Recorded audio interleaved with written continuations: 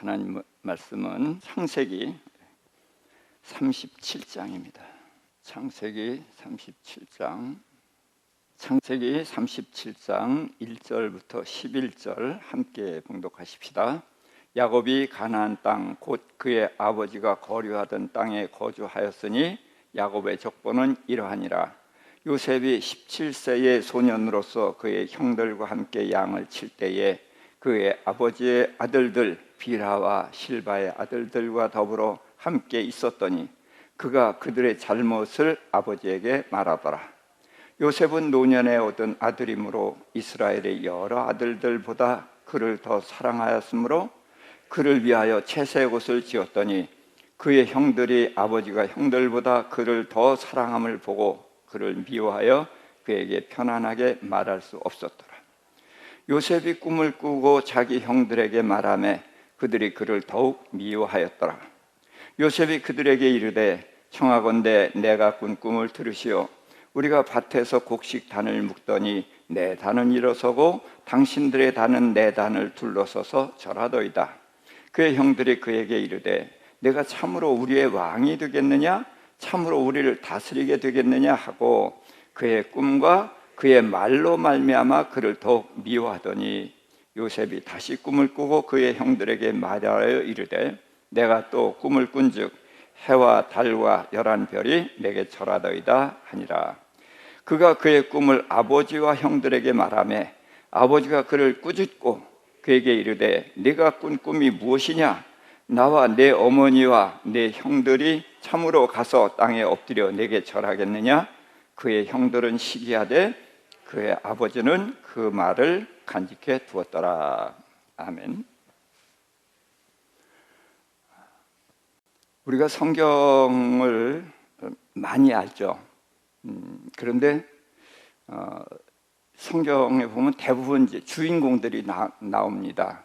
그래서 창세기에 보면은 이제 아담 하와 이야기가 나오고 그 다음에는 이제 노아 이야기가 나오고 또 아브라함, 이삭, 야곱, 요셉 이렇게 나옵니다. 근데 이런 주인공들만 있는 게 아니라 거기에는 많은 이제 단역이라고 할까요? 이제 그런 사람들이 나옵니다. 우리는 야곱과 요셉은 다 알아요.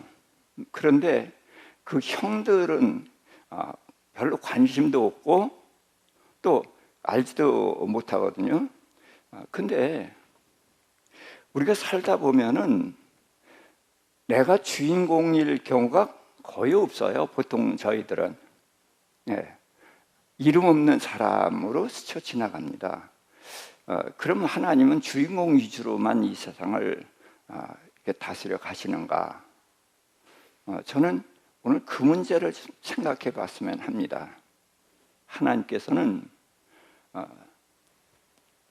야곱과 그의 아들 요셉 그들 둘만을 이야기하는 것이 아니라 그 형들에 대한 이야기도 하고 계시고 그 형들을 하나님께서 어떻게 다루셨는지를 우리가 알기를 원하고 그 형들의 문제가 곧 우리의 문제일 수 있다는 적용을 할 수 있기를 원하신다. 그런 생각을 해봅니다. 그래서 오늘은 야곱의 가정 중에서도 요셉의 형들을 그러니까 주인공이 아닌 그저 평범한 사람이라고 할 수 있는 그 형들을 좀 중심으로 봤으면 합니다. 제가 이 야곱의 가족 이야기는 여러 번 전거했기 때문에 대부분 내용을 다 알고 계실 텐데요. 요셉이 17세 소년이다 그랬고요. 그가 형들의 잘못을 아버지에게 말하더라. 그리고 야곱은 노년의 얻은 아들 요셉을 이제 다른 아들보다 더 사랑해서 채색 옷을 지어 입혔다. 그래서 형들은 아버지가 요셉을 더 사랑함으로 그를 미워했고 굉장히 불편한 관계가 됐다. 그런데 요셉이 꿈을 꾸고 그 형들에게 꿈 이야기를 하죠. 그랬더니 형들이 더욱 미워했다 그랬어요. 그러니까 미워함이 있었는데 더욱 미워했다는 거죠.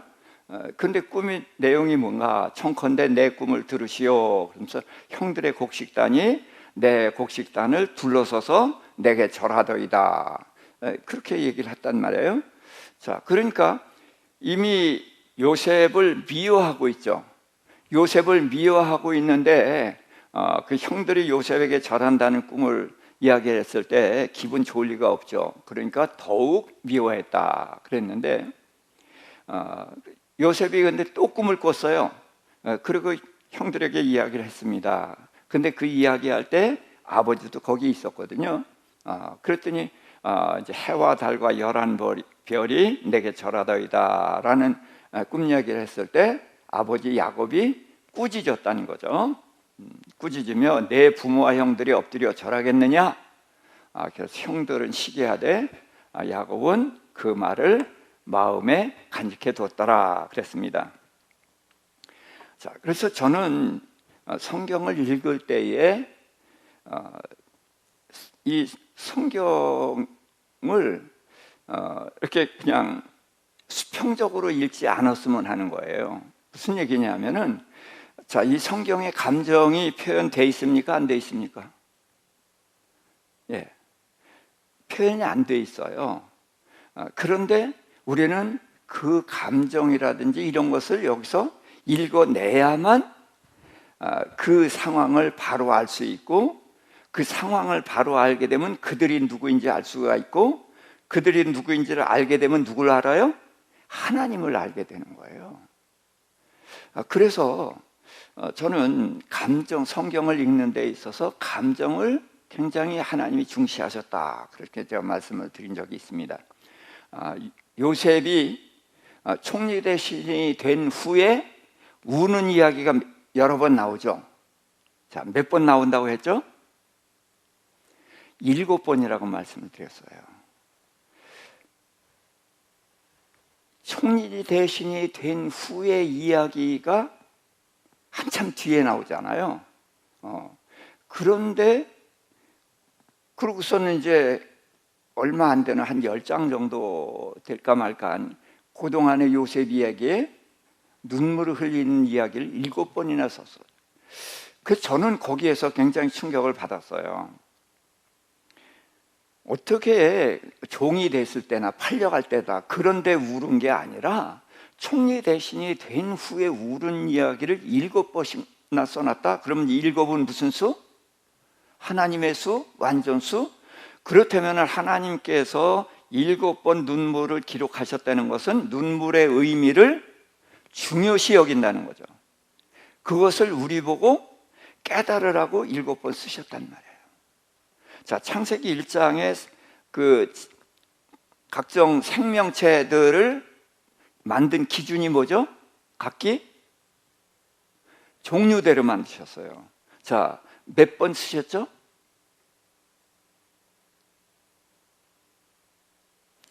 네, 10번 쓰셨어요. 근데 그 10번이 나올 리가 없어요. 자, 식물을 3종류 줬거든요. 풀과 씨 가진 채소와 씨 가진 열매 맺는 나무 셋이니까 각기 종류대로 3번 했어요. 그 다음에 5째 날에 하늘의 새, 또 바다의 물고기 2종류니까 각기 종류대로 2번, 그래서 5번 했거든요. 그 다음에 6째 날에 동물들을 만들었는데 기는 것, 야생동물, 가축 몇 종류예요? 기는 것, 야생동물, 가축 몇 종류? 3종류. 그럼 각기 종류대로 몇 번 하면 돼요? 3번 하면 되는데 5번 하셨어요. 좀 이상하죠? 이게 도마의 눈에만 보여서 되는 게 아니에요. 여러분 눈에도 그런 게 보여야 돼요. 아니 3종류인데 왜 5번을 쓰셨을까? 그럼 전부 합해서 몇 번? 자, 식물 3종류, 그 다음에 하늘의 새, 물고기, 땅의 3종류. 그럼 몇이에요? 8인데 10번을 쓰셨다는 것. 이상하죠? 근데 열에는 숫자 의미가 있단 말이에요. 이건 꼭 필요하다, 이거면 충분하다, 그런 뜻이 있거든요. 그래서 하나님은 이런 숫자를 통해서도 말씀을 하시고, 그래서 짐승들은 각기 종류대로 되었다. 그래서 지금 학교에서는 원숭이가 우리 할아버지라고 가르치잖아요. 근데 우리도 각기 종류대로에 들어갔어요? 아니에요. 우리는 어떻게 지었어요? 하나님의 모양과 하나님의 형상. 그래서 하나님의 모양과 하나님의 형상이 뭐예요? 자녀예요. 아담이 자기 형상, 곧 자기 모양과 같은 아들을 낳아 이름을 셋이라 했고, 그래서 모양과 형상은 자녀란 말이에요. 그래서 하나님은 천지를 누굴 위해서 창조하셨어요? 자녀된 우리 사람을 위해 창조하셨어요. 그래서 주셨단 말이에요. 그래서 그런 기준인데 동물들은 아니라는 거예요. 다른 생명체는 종류대로 지었다. 그래서 다른 종류를 섞지 말라. 하나님 그렇게 말씀하셨거든요. 그래서 암나귀와 암말과 순나귀를 교배하면 노새가 나와요. 근데 노새가 우수하거든요. 이게 진화는 맞는 것 같아요. 근데 노새는 새끼를 못 낳아. 그러니까 도로 자기로 각기 종류대로 돌아가는 거거든요. 이제 이런 성경은 그런 숫자를 가지고서도 우리에게 말씀하셔요. 그러니까 요셉의 눈물을 7번 말했다. 눈물은 감정의 표현이잖아요. 그 감정이 중요하다는 거예요. 그리고 성경을 그러고서 읽어보니까 하나님의 감정도 굉장히 다양하게 표현하셔요. 그래서 저는 이제 그렇게 생각을 했습니다. 우리는 영과 혼과 육이 있죠.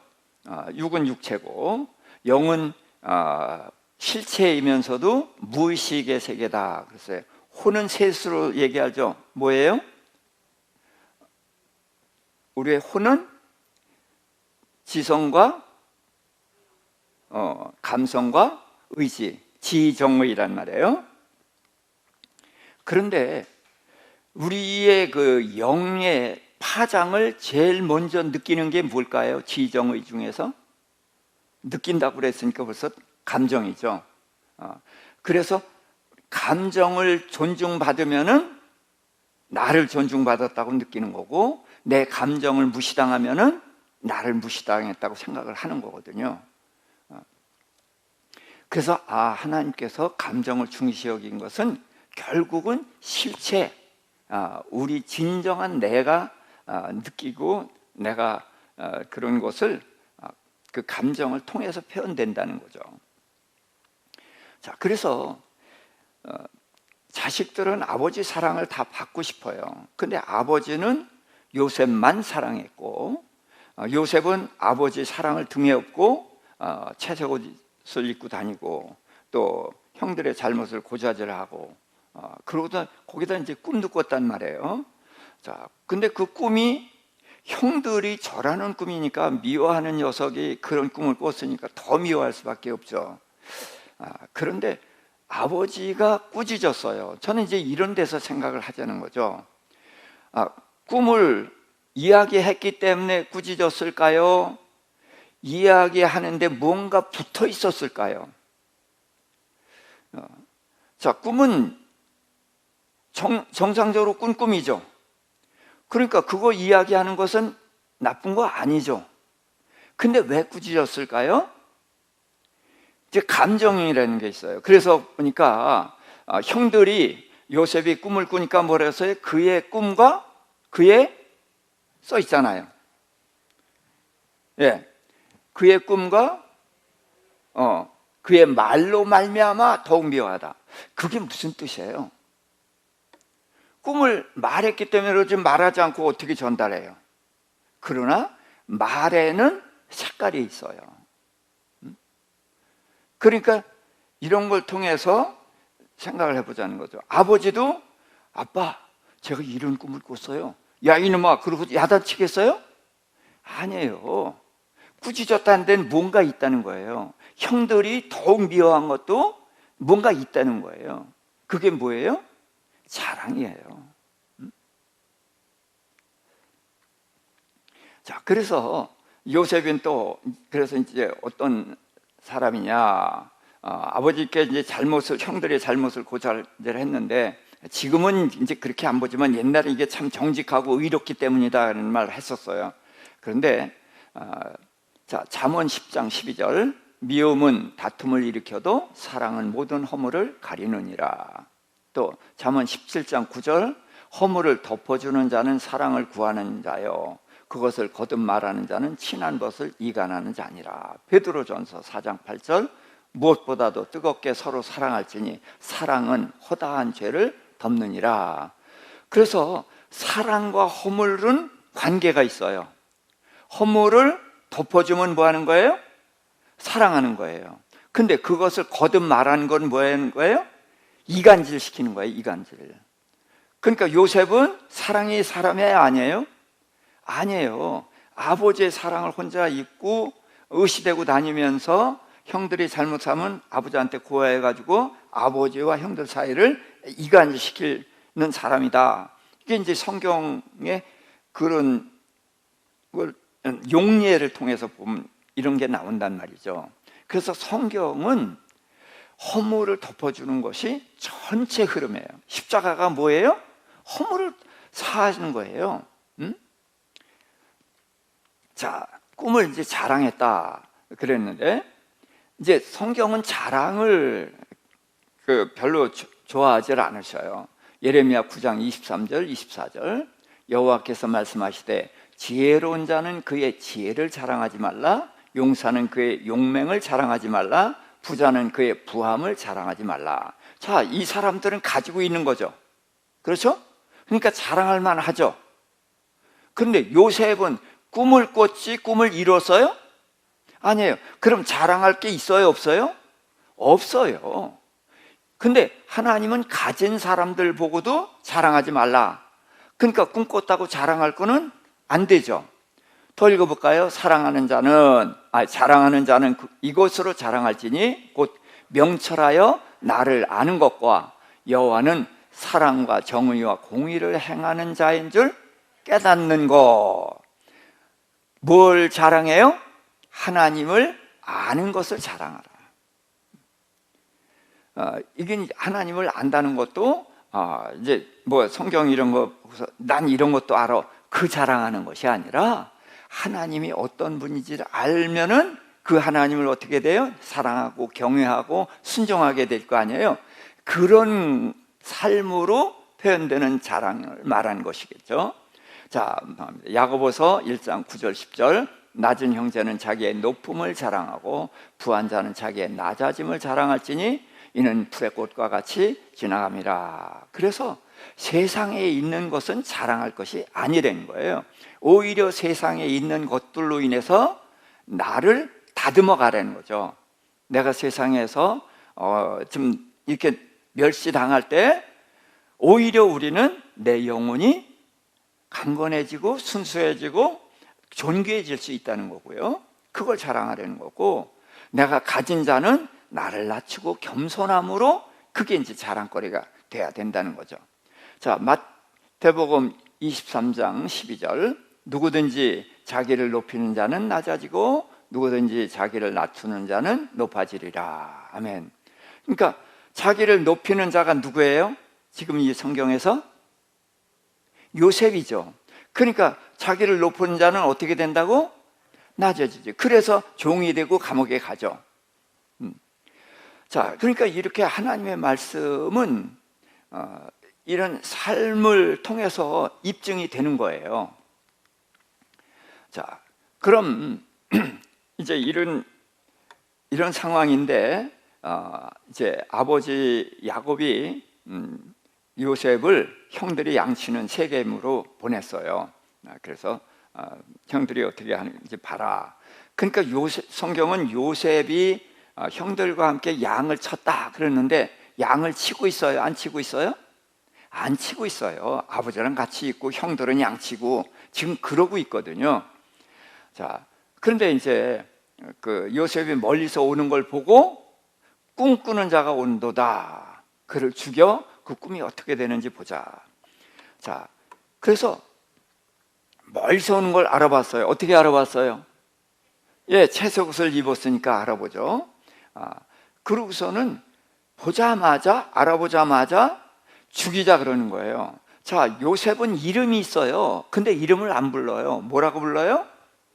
꿈꾸는 자다. 예, 요셉이 그 꿈 이야기를 한 것이 상처가 된 거예요. 형님들, 제가 이런 꿈을 꿨는데요, 그래가지고 이렇게 상처받고 꿈꾸는 자, 그러면서 그 꿈 이루어지나 보자, 이럴까요? 아니거든요. 자랑을 했거든요. 그러지 않아도 눈에 가시같이 미웠는데, 꿈꾸고서 꿈 자랑까지 하니까 이렇게 미워해서 그 미움이 이해는 되는데 죽이자 그랬다는 거예요. 자, 근데 이제 르우벤은 장남이고 정말 우리 옛말에 형만한 동생 없다 그런 말이 있잖아요. 그런데 역시 장남은 이제 그런 것이 있어요. 그래서 요셉을 어떻게 해서든지 돌려보내려고 죽이지 말고 구덩이에다 던져넣자. 그러고서 이제 나중에 몰래 끄집어내줄 생각을 했는데, 구덩이에 넣었는데 형들이 밥을 먹다가 상인들이 지나가는 걸 봤어요. 그러니까 그때 유다가 내 동생인데 죽이면 뭐 할 거냐, 그러지 말고 팔아버리자. 그래서 채색옷을 벗기고 요셉을 구덩이에서 이제 건져내서 은 20에 팔았다. 근데 르우벤은 이제 뒤늦게 와 보니까, 어디 이제 갔다 와 보니까 요셉이 없어진 거예요. 그래서 걱정을 하는데 다른 동생들이 입을 싹 씻어버린 거죠. 그래서 이제 형들이 요셉의 옷, 벗긴 그 옷을 이제 찢고 거기다 피를 묻혀가지고 아버지한테 보냈더니 야곱은 이제 요셉이 죽은 것으로 생각을 하고 심히 오랫동안 이제 애통해 했습니다. 자, 그러면은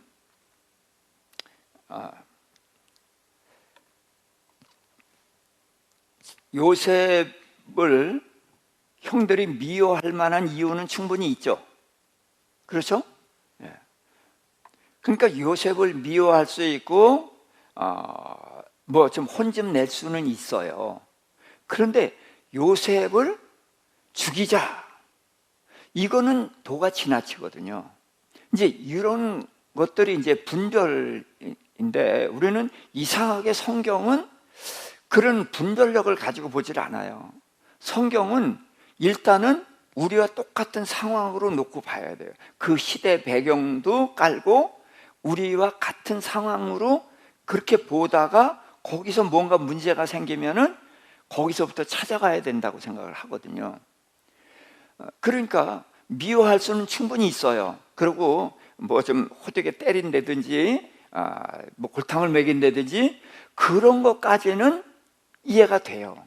근데 죽이자 그러고 팔아버리는데 전혀 거리낌이 없거든요. 아마 팔아버리면서 그랬을 거예요. 나 잘 가, 네 꿈 이뤄. 그러면서 그때 이제 양 잡아먹고 있었거든요. 그랬을 거란 말이에요. 근데 아무리 꿈자랑하고 뭐 고자질하고 채색옷 입고 의시되고 다녔다고 해도 미워할 수 있고 좀 혼낼 수 있지만 죽이자, 팔아버리자, 이거는 도가 지나치단 말이에요. 그러면 둘 중 안에 하나예요. 형들은 악독한 사람이다. 그렇죠? 이건 악독한 거예요. 그렇지 않으면은 형들이 동생을 팔아버릴 정도로 무슨 일이 있었던가. 이제 그래서 제가 우리와 같은 상황으로 놓고 보자는 것이에요. 제가 이제 요셉을 얘기를 하는 것은 요셉만이 아니라 다른 데에서도 성경을 우리가 풀 때에 이상하게 성경은 성경 그래갖고 그냥 우리 삶과 관계없이 그렇게 해석들을 하는 경향이 많아요. 그래서 저는 그게 너무 속이 상한 것입니다. 성경은 우리 이야기예요. 우리에게 교훈 주려고 하시는 이야기예요. 그렇기 때문에 우리로 하여금 능히 알 수 있게 해주셨거든요. 그래서 형들이 둘 중에 하나죠. 본래 악독하다 그러면 돼요. 그렇지 않고는 이해가 안 되죠. 이해가 안 되니까 그럼 형들이 요셉을 팔아버리고 죽이려고 할 만큼 무슨 원한이 있을까? 이 생각을 해야 된다는 거예요. 그래서 성경은 그 자리에서 해석을 하면 안 되고 흐름은, 역사가 있잖아요, 역사가. 그래서 우리는 다 역사를 가진 사람이에요. 그래서 어떤 사람이 이제 문제가 있잖아요. 그럼 저 성깔 나빠. 맞아요, 나빠요. 그런데 그냥 나빠 그러지 마세요. 저 사람이 이렇게 나쁠 때에는 나쁘게 된 역사가 있다는 거예요. 그걸 봐야 돼요. 그러니까 형들이 동생을 팔아버렸다? 왜 그랬을까? 그래서 쭉 앞으로 가보자는 거예요. 창세기 33장 1, 2절입니다. 야곱이 눈을 들어보니 에서가 400명의 장정을 거느리고 오고 있는지라 자식들을 나누어 레아와 라헬과 두 여종에게 맡기고 여종들과 그들의 자식들은 앞에 두고 레아와 그의 자식들은 다음에 두고 라헬과 요셉은 뒤에 두고. 자, 야곱은 형 에서의 장자권을 팥죽 한 그릇에 뺏었잖아요. 그리고 나중에는 이제 아버지가 축복하는 걸 또 가르쳤잖아요. 그러니까 에서가 화가 나니까 이놈 죽이겠다 그랬거든요. 그래서 이제 피신을 갔단 말이에요. 도망을 갔는데 20년 만에 돌아오면서도 그 형이 무서운 거예요. 그러니까 형이 무서우니까 이제 사람들을 보냈죠. 동생이 돌아옵니다. 그랬더니 400명을 거느리고 온다는 거예요. 그러니까 두려워가지고 자기 재산을 어떻게 둘로 나눠요. 이쪽을 치면 이쪽 하나라도 도망가서 살자. 그랬단 말이에요. 그러니까 이 야곱은 이 에서를 무척 무서워하는 거예요. 그래서 예물도 보내고 뭐 하나님께 기도도 하고 그런데 이제 드디어 형 에서가 저기서 오는데 먼지를 일으키면서 어마어마한 숫자가 온단 말이에요. 생각해보세요. 낙타나 말을 탔을 거거든요. 낙이 탄 게 아닙니다. 근데 그러니까 먼지가 풀풀 나고 오는 걸 보니까 큰일 난 거예요. 두려운 거예요. 그러니까 자식을 셋으로 나눴습니다. 제일 앞에 누구? 두 몸종과 네 아들. 그 다음은 레아와 6 아들과 딸 디나. 제일 뒤에는 라헬과 요셉. 왜 나눴어요? 왜 나눴어요? 앞에 있는 애들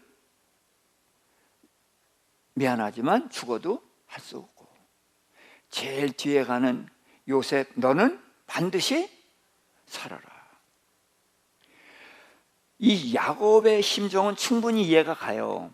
야곱은 이 전통이 있는 집안이라 그랬죠. 이 집안의 전통이 뭐예요? 한 여자만 사랑해. 그래서 아브라함 누구만 사랑해요? 사라만 사랑했어요. 그래서 그 하갈이 잉태했어도 당신 몸종이야, 맘대로 해. 그래서 사라만 사랑한단 말이에요. 또 리브가는 한결같이 리브가만 사랑했고, 야곱도 라헬만 사랑해요. 참 좋은 거예요. 근데 문제는 야곱에게는 다른 아내가 셋이 더 있잖아요. 그들에게는 난 자식들도 있잖아요. 그런데 그는 한결같이 한 여자만 사랑하고 그 여자가 낳은 아들만 사랑하는 거예요. 자, 이해는 가지만 다른 아내들, 다른 자식들은 어떠냐 그거예요. 그것도 내가 낳은 자식들이잖아요. 그랬을 때 요셉을 제일 뒤에 놓고 자기네를 앞에 놨을 때에 그들의 마음이 어땠겠냐는 거예요. 그냥 우리는 웃어요, 이런 얘기할 때. 근데 내가 앞에 있으면 웃어요? 못 웃어요. 평생 잊을 수 없는 큰 상처를 받은 거란 말이죠. 그러니까 아버지에게 깊은 상처를 받은 거예요. 그래서 저는 야곱이 어떤 사람이냐, 붙잡는 자거든요. 그래서 그 특징이 있습니다. 야곱은 붙잡는 자예요. 그래서 출생할 때부터도 누굴 붙잡았어요? 형 에서를 붙잡았어요. 자, 그 다음에는 장자권 붙잡았어요. 그 다음에는 아버지의 축복 붙잡았죠. 그 다음에 이제 하란 가서는 누구 붙잡았어요? 라헬 붙잡고, 예. 그 다음에 열심히 양떼 붙잡고, 부지런히 붙잡는 사람이란 말이에요. 요셉 붙잡고, 이제 이렇게 붙잡는 사람인 거예요. 그런데 야곱을 가장 닮은 사람이 누굴까요? 예? 예, 나예요. 야곱을 가장 닮은 사람이 누구? 너 도마 그러지 마시라고요.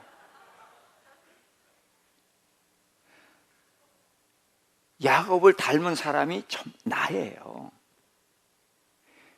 우리가 열심히 살죠. 왜 열심히 살아요?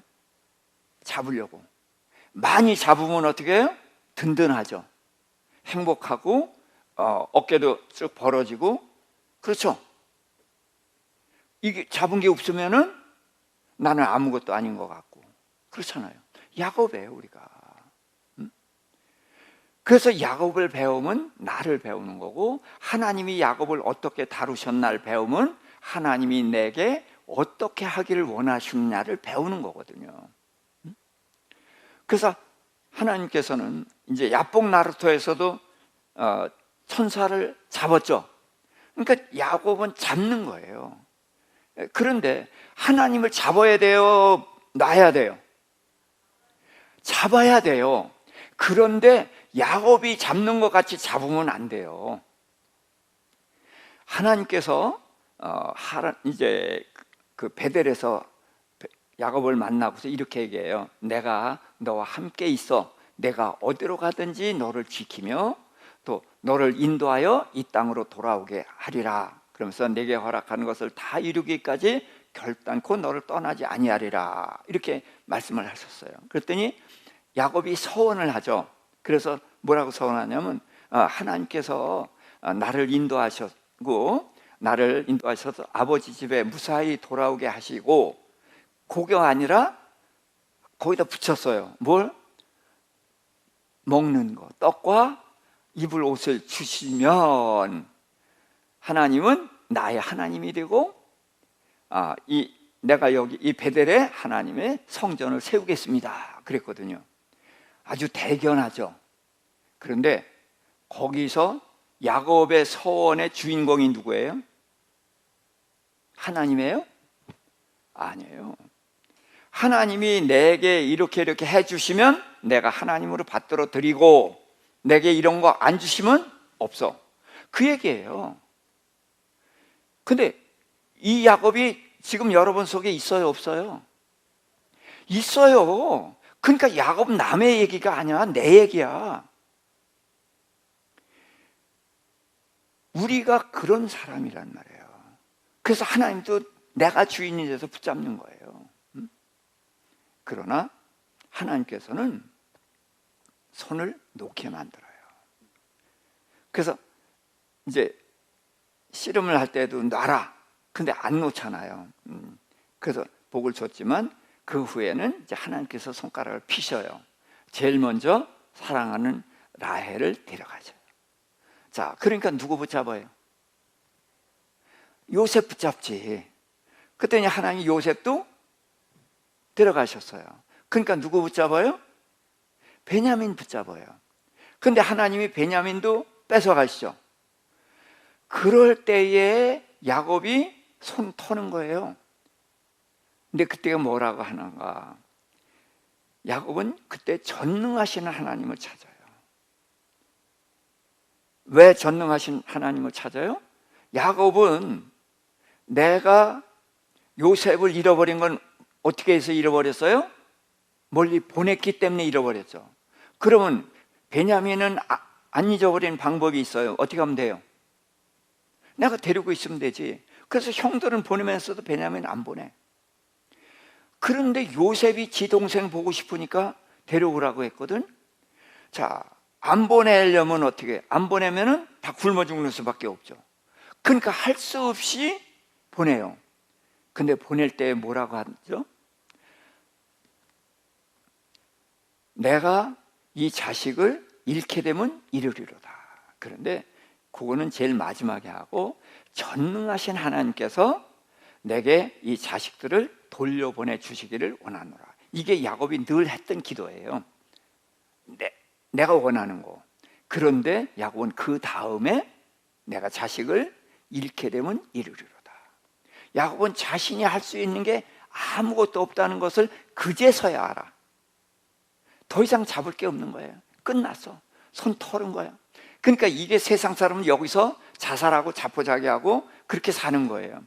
그러나 하나님을 믿는 사람은 여기서 하나님만 바라보고 하나님께 의뢰하고, 그러면서 그때도 뭐예요? 내가 할 수 있는 게 없으니까 하나님께 다 맡기는 거예요. 돌려보내 주시기를 원하지만 하나님 마음대로 하십시오. 그렇게 됐을 때에 야곱은 이제 조카도다. 그러고서 이제 요셉을 만나잖아요. 요셉을 만나가지고 그를 껴안고 뭐라고 그랬죠? 지금 죽어도 좋다. 얼마나 만족하면 지금 죽어도 좋다 하겠어요. 그러니까 그는 평생에 열심히 싸웠지만 만족이 없었어요. 근데 하나님이 뺏어가고 할 때 죽을 것 같았지만 마지막에 베냐민 뺏기면서 하나님께 맡겼을 때 그는 이제까지 전혀 맛볼 수 없었던 그런 기쁨과 만족을 누릴 수가 있었단 말이죠.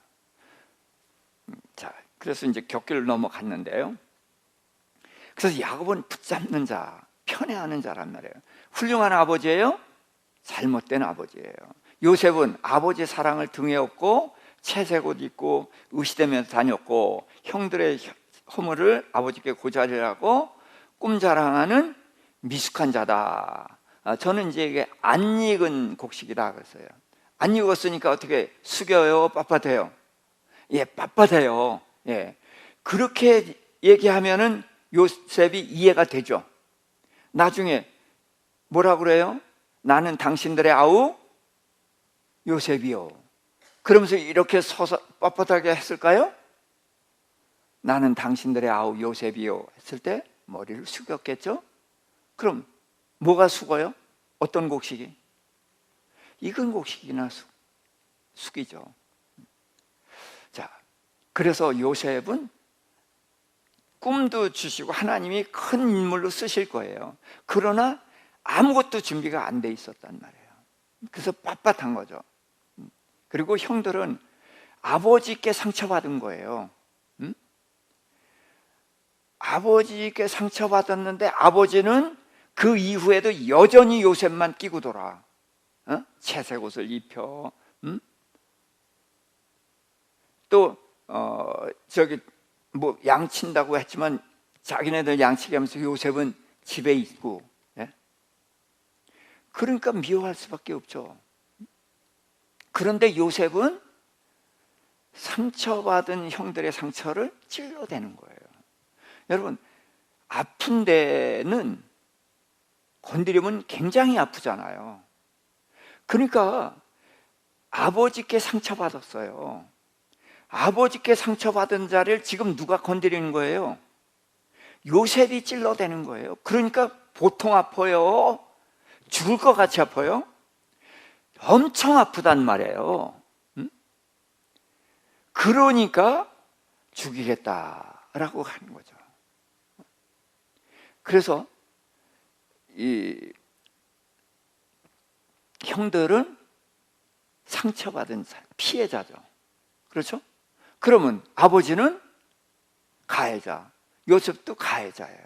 그래서 피해자는 반드시 복수한다. 그래서 요셉에게 복수하고 아버지께 복수하는 거예요. 그래서 상처가 계속 나야 됩니다. 저도 상처가 많은 사람이었고, 그래서 상처가 많다 보니까 제 주변 사람을 괴롭혀요. 그래서 제가 좀 강한 사람이면은 많은 사람을 괴롭혔을 거예요. 근데 제가 마음이 약한 사람이다 보니까 누구를 괴롭혀요? 예, 제 아내를 제일 많이 괴롭혔어요. 이제 그렇게 사는 거예요. 우리가 지금.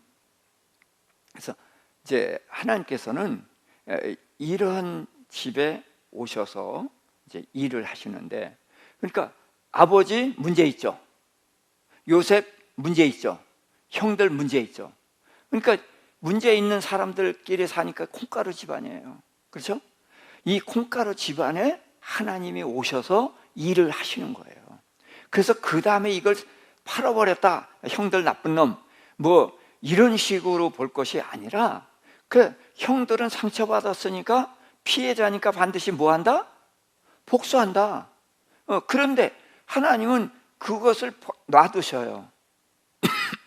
그런데 그래서 뒤짐지고 가만히 계시는 것이 아니라 그 가족 속에서 하나님이 일을 하신다는 거죠. 잠언 18장 19절, 노엽게 한 형제와 화목하기가 견고한 성을 취하기보다 어려운즉 이러한 다툼은 산성 문빗장 같으니라. 예, 노엽게 한 형제와 화목하기가 결단코 쉽지 않다는 거예요. 그런데 이게 지금 이제 요셉과 형들이 이제 서로 식구니까 그렇게 그 안에서만 있었지만, 사실은 이게 밖으로 번져나간다는 거죠. 자, 아내는 여기에 아무 관계도 안 했는데 저는 아내한테 이걸 했거든요. 그래서 주변에 있는 사람이 이제 피해자가 되게 됩니다. 그래서 화해하기 참 어려운 거예요. 그래서 하나님이 오셔서 우리를 치유하시고 회복시키시고 관계를 회복시켜야만 되는 거라는 거죠. 에베소 6장 4절, 또 아비들아 너희 자녀를 노엽게 하지 말고 오직 주의 교훈과 훈계로 양육하라. 그래서 자녀를 노엽게 하지 말라. 그런데 야곱은 노엽게 했고, 그 노엽게 했기 때문에 사실은 큰 일이 날 뻔했던 거예요. 하나님이 아니었으면은 이 정말 풍비박산이 된 그런 집안이 된 거죠. 마태복음 12장 20절입니다. 상한 갈대를 꺾지 아니하며 꺼져가는 심지를 끄지 아니하시를 심판하여 이길 때까지 하리니. 자, 하나님은 이 상한 갈대가 그냥 있는 게 아니죠. 사람이 꺾어서 또 등불이 돌보지 않아서 꺼져간다는 거예요. 이게 다 사람들로 인해서 빚어진 문제예요. 그런데 하나님께서는 이런 것들을 다 회복시키시겠다는 거예요. 그리고 심판하신다는 것은 가해자에게도 이제 하나님께서 심판을 하신다는 의미도 있지만, 또 가해자는 가해자대로 어떤 대가를 치르면서 하나님 안에 있으면은 이제 가해자가 또 이제 변화되죠. 이제 이렇게 해서 하나님은 이제 회복을 시키시죠. 히브리서 10장 30절, 원수 갚는 것이 내게 있으니 내가 갚으리라 하시고 또다시 주께서 그의 백성을 심판하리라 말씀하시는 것을 아노니. 그래서 원수를 갚지 말라, 그렇게 말씀을 하셔요. 원수 갚는 것이 내게 있다. 그래서 하나님의 나라는 예수 그리스도의 십자가로 시작됐죠. 그래서 하나님의 용서로 시작이 됐어요. 그래서 우리는 용서받은 죄인이란 말이에요. 그래서 죄인인데 용서받아서 의인의 반전에 들어왔기 때문에 우리는 뭐 하면 살아야 돼요? 예, 용서하면서 살아야 되는 거예요. 이게, 그래서 하나님의 나라는 반드시 용서로 가야 되는 거예요. 그래서 하나님이 갚아주신다. 그래서 우리는 어떻게 해야 된다? 용서하는 거예요. 우리는 용서해야 되고. 자, 그래서 이제 뒤에 보면은 42장 8절부터 21절의 내용을 요약을 했는데, 자, 요셉은 이제 그 애굽에 가서 처음에는 보디발의 집에서 종로로 됐고, 그 다음에 이제 감옥에서 있었죠. 그러다가 총리 대신이 됐어요. 그래서 풍년이 몇 년? 7년. 그러고서 흉년이 시작됐어요.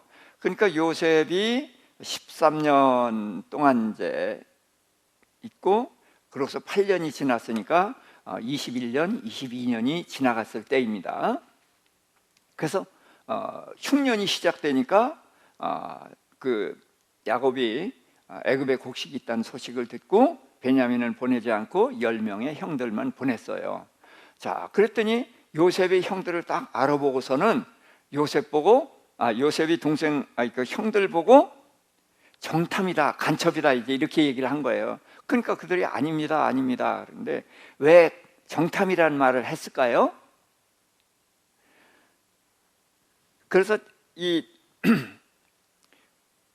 그 바둑이나 이제 뭘 한 사람은 그 멀리 보는 사람은 여기를 치려면 이쪽을 쳐요. 이쪽을 쳐가지고 여기를 이제 흔들어 놓거든요. 그러니까 지금 요셉은 형들이 왔는데 궁금한 게 있죠. 뭐가 궁금해요? 아버지 아직 살아 계신지, 또 동생 형들이 팔아버리지는 않았는지 궁금하단 말이에요. 근데 물어볼 수 있어요? 물어볼 수 없으니까 너 내 간첩이야 그러면 아니에요 아니에요 소리만 할 수가 없고, 아니라고 하려면 자기네들 이야기를 다 하다 보니까 아버지 얘기도 나오고 동생 얘기도 나왔단 말이에요. 아버지가 동생 사랑해서 안 보냈다 얘기를 다 들으니까 아버지가 살아 계시구나, 우리 형들이 동생 안 팔아먹었구나, 그리고 또 아버지가 날 사랑하시더니 지금은 베냐민을 사랑하시는구나, 다 알게 됐단 말이에요. 자, 그러니까 아는 거 갖고 끝내요? 보고 싶잖아. 보고 싶은데 아버지 모셔오라고 하기는 어려우니까 베냐민을 데려오라고 해야 되는데, 아버지가 베냐민을 그냥 보낼까 안 보낼까? 안 보내는 거예요. 그러니까 어떻게 해서든지 아버지가 베냐민을 놓을 수 있게 하려고 이제 뭐 감옥에다가 3일을 가두기도 하고, 또 이제 시몬을 볼모로 이제 잡아두고 이제 그렇게 하죠. 자, 그러면서 이제 너희가 내 동생 베냐민을 데려오면은 너희가 정탐이 아니라는 걸 인정해 주겠다, 이제 그렇게 했죠. 그들이 그렇게 한데, 이제 요셉이 저 위에 있고 이제 밑에서 형들이 있는데 애굽 말로 하고 중간에 통역이 있었단 말이에요. 그러니까 요셉이 못 알아듣는 줄 알고 그들이 서로 말합니다. 저 밑에 있는데 읽어볼까요? 우리가 아우의 일로 범죄하였도다. 그가 우리에게 애걸할 때에 그 마음의 괴로움을 보고도 듣지 아니하였으므로 이 괴로움이 우리에게 임하도다. 자, 형들이 요셉을 팔아버렸을 때 이런 죄책감이 있었을까요? 없어요. 그런데 이런 죄책감이 어떻게 들어요? 그래서 우리가 흔히 바꿔 생각해봐 그런 얘기하죠. 근데 바꿔 생각이 그렇게 쉽게 되는 게 아니에요.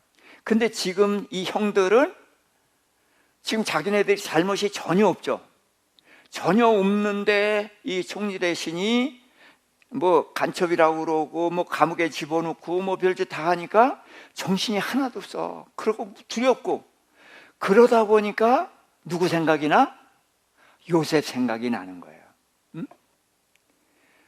그러니까 우리가 범죄했다, 동생이 그렇게 애걸할 때 우리가 매몰차게 보냈는데 이제 우리가 그 대가를 치르는구나, 이렇게 된단 말이에요. 그래서 이거는 요셉이 복수한 거 아닙니다. 복수 안 해요. 왜? 복수 차원을 벗어났거든요.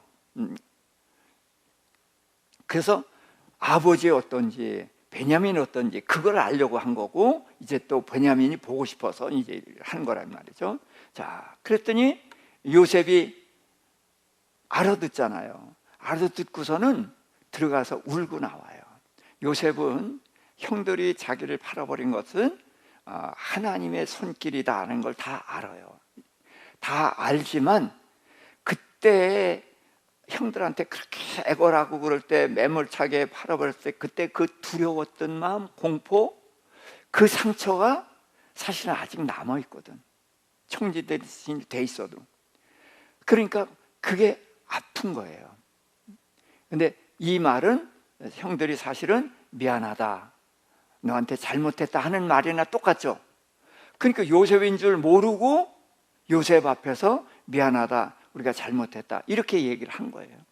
그러니까 요셉은 그 말을 듣고 울고 나오면서 상처가 어떻게 돼요? 그 남아있던 상처도 다 씻어지는 거죠. 그럼 형들은 어떻게 돼요? 이런 자기네들이 범죄한 현장에 들어왔죠. 그러면서 가해자인데 피해자 입장이 돼서 느끼고 보니까 자기네들이 잘못을 깨닫고 죄를 자백한 거죠. 그래서 요한일서 1장 9절, 만일 우리가 우리 죄를 자백하면 저는 이쁘시고 의로우사 우리 죄를 사하시고 모든 불의에서 깨끗게 하실 것이요. 그러니까 하나님께서는 이들이 이런 고통 중에서 죄를 깨닫고 죄를 고백하게 하고, 그러고서 어떻게 해요? 그 마음을, 죄를 씻어주고 상처도 이렇게 씻어주시는 거죠. 그래서 하나님이 일하시는 모습을 봐야 되는 거예요. 자, 그 다음에 이제 형들이 아버지한테 왔어요. 와서 사정이 이렇게 돼서 베냐민을 데려가게 됐습니다 라고 얘기했을 때의 아버지의 말입니다. 함께 읽을까요? 42장 36절. 그들의 아버지 야곱이 그들에게 이르되 너희가 내 자식들을 잃게 하도다. 요셉도 없어졌고 시므온도 없어졌거늘 베냐민을 또 빼앗아 가고자 하나니 이는 다 나를 해롭게 함이로다. 예, 야곱은 열심히 사는 사람이에요. 그래서 열심히 모았어요. 그런데 행복해요? 아니에요. 그래서 손에 쥐는 것 가지고서 행복은 보장 못하는 거예요. 너희는 다 해롭게 한다. 그래요. 자, 그래서 이제 여기서 이렇게 하면서 지금 누구 앞에서 이야기하는 거예요? 10명의 아들 앞에서 이야기하는 거죠. 근데 요셉도 없어졌고 시므온도 없어졌거늘 베냐민을 또 빼앗아 한 내 자식들을 잃게 한다 그랬어요. 자, 그러면은 내 자식들이 누구예요? 요셉, 베냐민이라는 말이죠. 그럼 앞에 있는 아들들은 아들이라는 거예요? 아니라는 거예요? 예? 그러니까 아버지 야곱은 바뀌었어요? 안 바뀌었어요? 안 바뀌었어요. 그런데 형들이 바뀌었어요. 우리 아버지는 그런 사람. 우리 아버지는 요셉밖에 몰랐고 지금은 베냐민밖에 몰라. 그게 우리 아버지야 라고 해서 형들은 바뀌지 않은 아버지를 뭐해요? 수용하는 거예요. 누가 지금 일하고 계신 거예요? 하나님이 일하고 계시는 거예요. 자, 그랬을 때 이제 결국은 이제 가죠.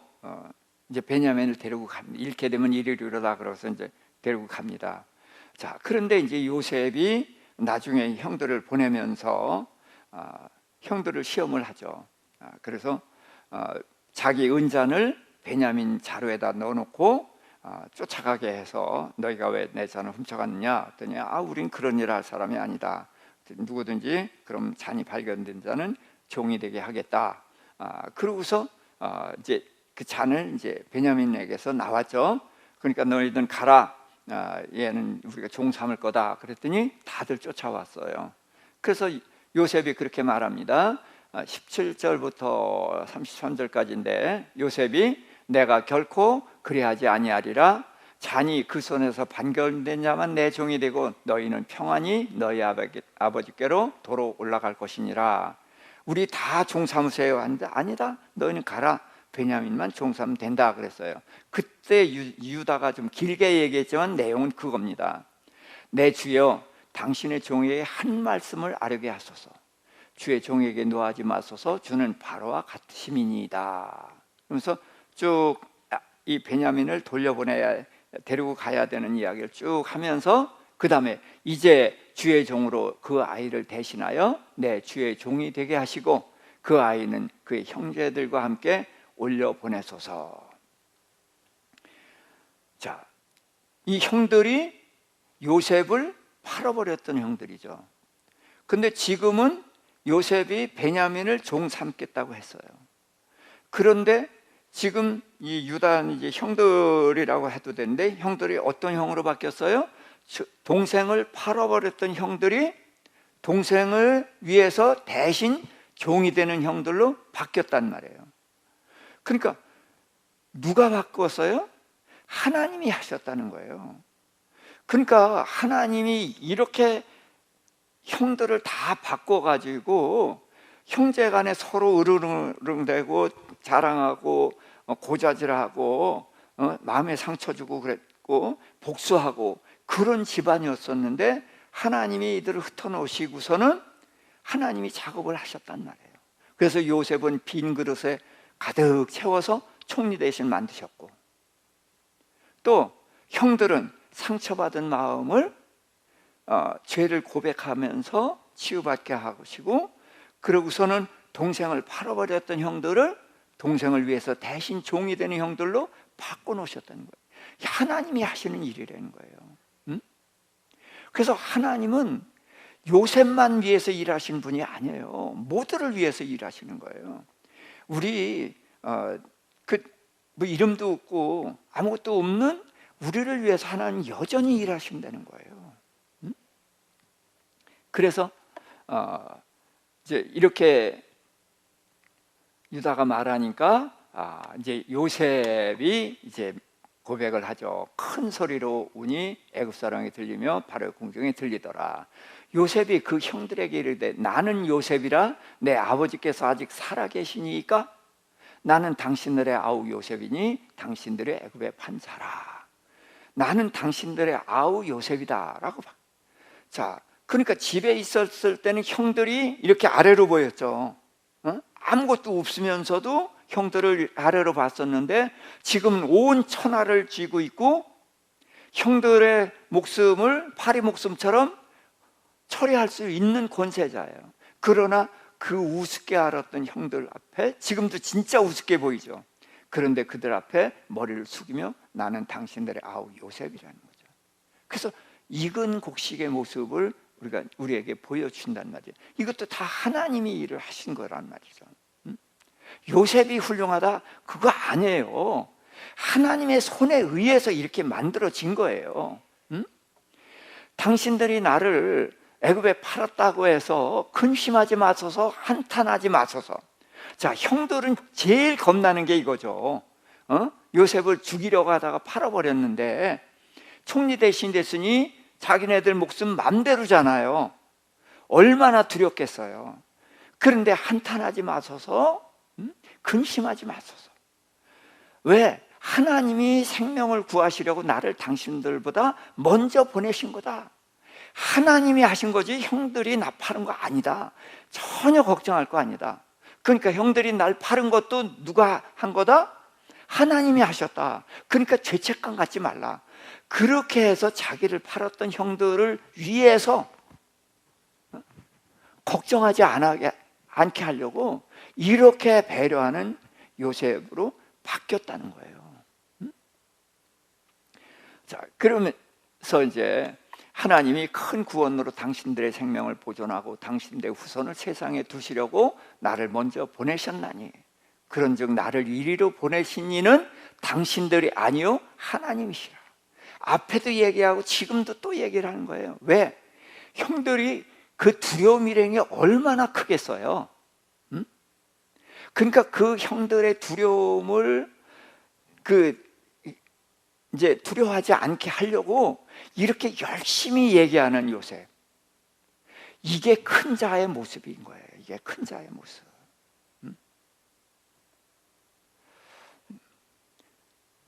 그래서 하나님이 나를 바로에게 아버지로 삼으시고 그 온 집의 주로 삼으시며 애굽 온 땅의 통치자로 삼으셨나이다. 그래서 내가 온 땅의 통치자예요. 천하의 내 위엔 바로밖에 없어. 그런데도 당신들은 내 형이요.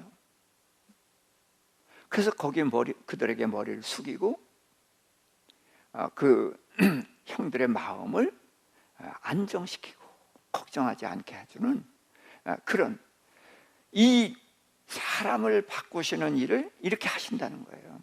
그래서 야곱은 끝까지 요셉을 사랑하고 베냐민을 사랑하고 갑니다. 그런데 나중에 보면은 이제 축복을 할 때 보면은 베냐민은 다른 아들과 똑같이 취급을 해요. 요셉만 축복하고 또 한 저기 하나를 높여 축복하죠. 유다를. 야곱이 이제 12아들을 축복할 때 유다를 한없이 높여줍니다. 그가 왕이 될 것을 벌써 알아요. 성령에 의해서 알고, 그 다음에 요셉을 축복하고, 그렇게 합니다. 그래서 하나님께서는 붙잡는 야곱은 놓고 하나님께 맡기는 야곱으로 바꿔놓으시고, 요셉처럼 목이 빳빳해서 꿈자랑하고 형들의 잘못을 고자질하고 의시됐던 그런 요셉은 정말 한없이 겸손해져서 머리를 숙이고, 오히려 자기를 팔았던 형들을 두려워하지 않게끔 열심히 형들의 마음을 안돈시키는 그런 정말로 큰 자가 되어 있고요. 동생을 죽이려고 했고 팔아버렸던, 그래서 상처받아서 복수했던 그 형들은 죄를 깨닫게 하고 죄를 고백하게 하고, 그러면서 동생을 팔아버렸던 형들이 동생을 위해서 대신 종이 되기는 전혀 다른 사람으로 다 바꿔놓으셨다는 거예요. 이게 하나님이 하시는 일이라는 거죠. 그래서 이 하나님이 콩가루 집안에 오셔서 이렇게 바꿔놓으셔요. 그러니까 우리 집안에도 이 하나님이 오셔서 하나님이 일하시도록 하나님께 맡기자, 그런 얘기예요. 하나님께 맡기면은 하나님께서 우리의 가정도 이렇게 멋있는 가정으로, 아름다운 가정으로 회복시켜 주실 것이다. 그래서 오늘은 특히 형들을, 상처받은 형들을 중심으로 보았지만, 역시 하나님은 이 가정 전체를 만드시고 회복하셨다. 그렇게 좀 이해하시고 받아들여 주시길 부탁을 드립니다.